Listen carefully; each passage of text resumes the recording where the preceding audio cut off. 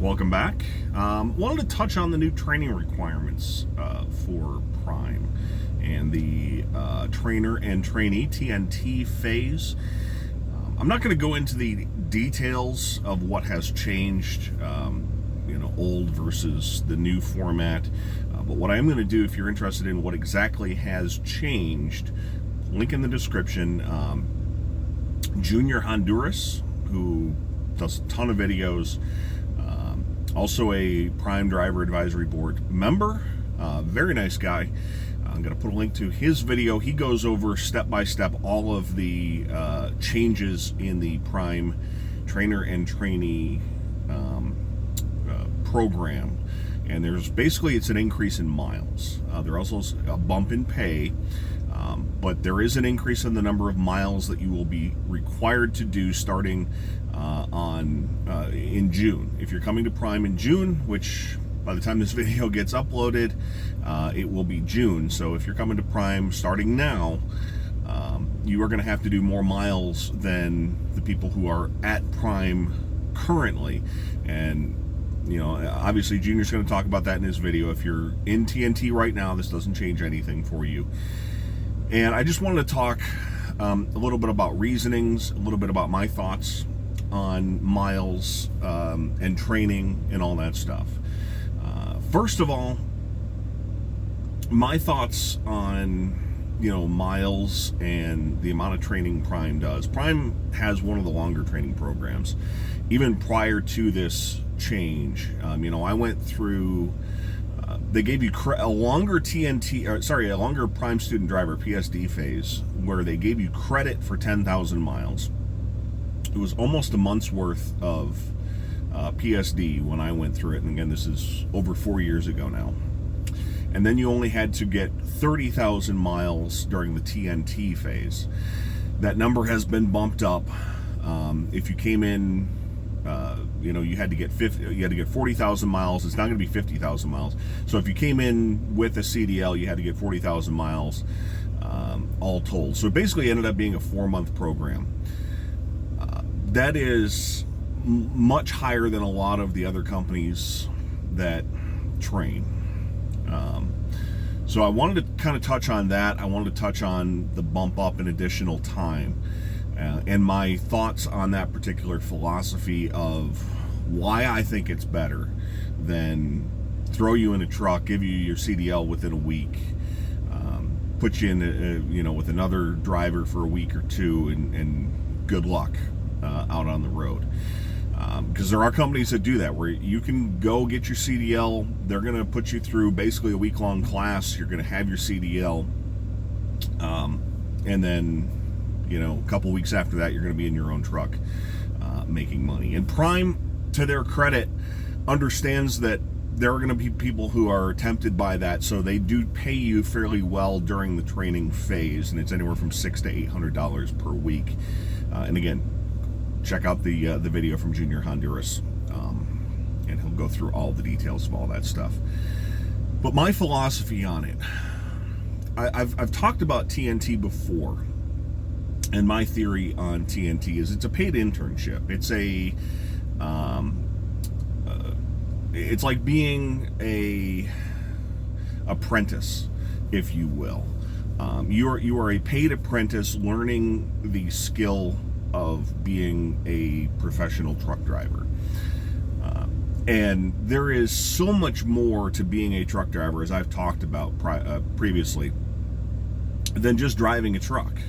And I can't speak to what you need to know driving reefer. I can't speak to what you need to know hauling flatbed or intermodal.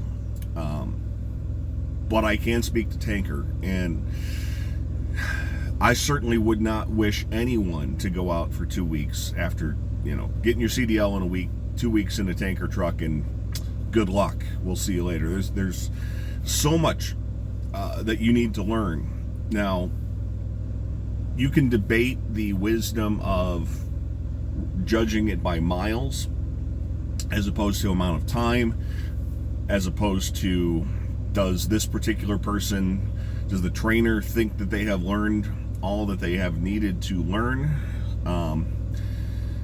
I'm not here to tell Prime how to run their training program. They've decided that miles, because if you put in 50,000 miles or even 30,000 miles, you're going to put in a significant amount of time.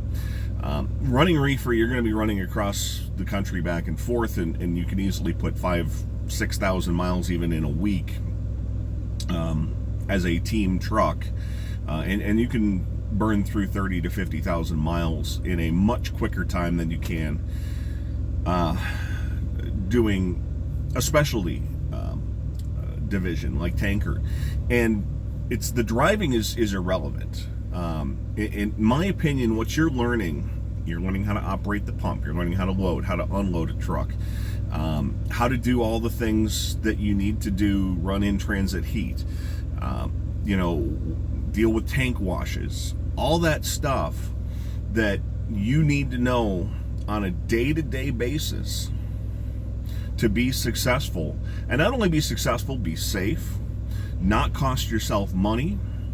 And you can hop in a truck and drive down the freeway after a week or two, especially with automated transmission vehicles.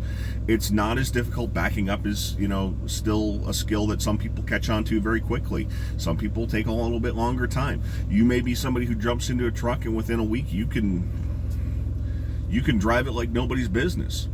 But it's everything else. It's the paperwork. It's the seal records. It's, all that stuff that if you don't learn it properly, you're going to cost yourself time, money, aggravation. You may drive all the way across the country with the wrong trailer. And, we've had that happen at Prime, where somebody has grabbed a trailer and it's one number off. And it can be something as silly as, our trailers all start with 3, or some of our older ones start with 9. But it can be something as silly as a 337000 as an example, as opposed to a 377000. And those two trailers might be sitting right next to each other. And you are in a hurry and you look at your paperwork and you look at the 337 and your paperwork says 377. And you grab the wrong trailer, and you're probably not going to get all the way across the country because somebody's going to be looking for the trailer that you grabbed as opposed to the one that's still sitting there. But you're much less likely to make those mistakes if you get the repetition of lots and lots of training, understanding how to do this job.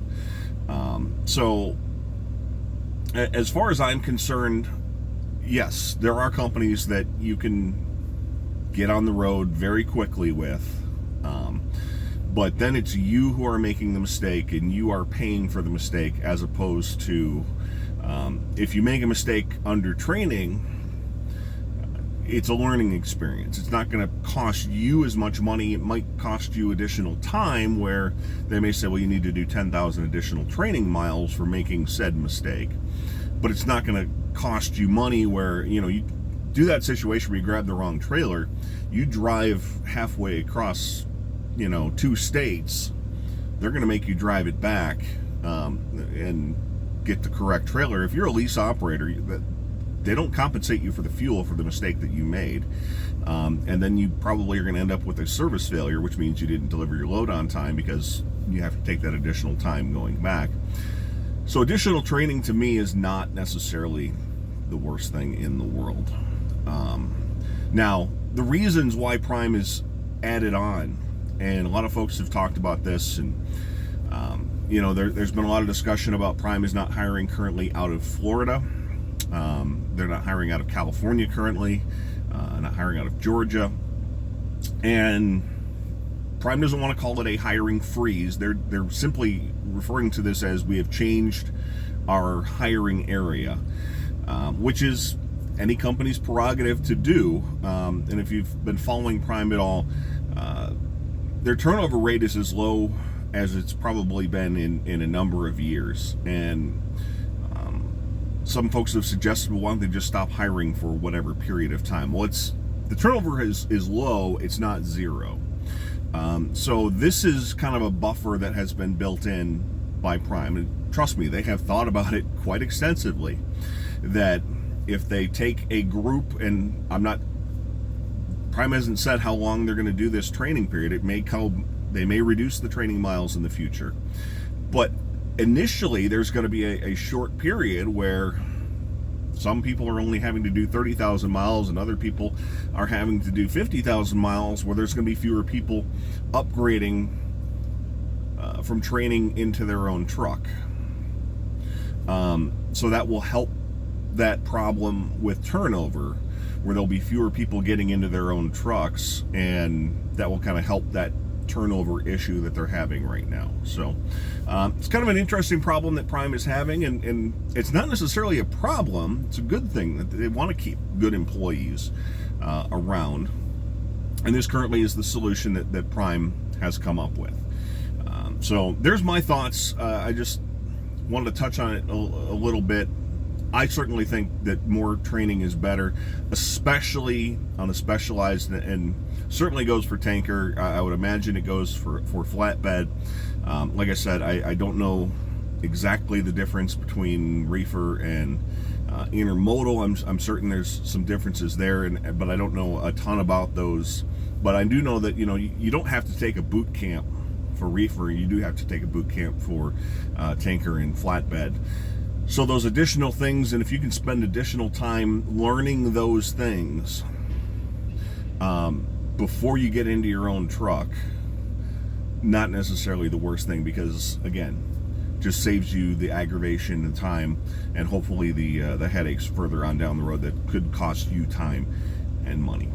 Hope this helps. If you do still want to come to Prime, as always, link in the description. Click right on that. Takes you to the application. If you want the specifics, I will put the link to Junior Honduras' video to the specifics of the new training requirements for Prime. Thanks so much for joining us. Hope you enjoy the video, and we'll talk to you next time.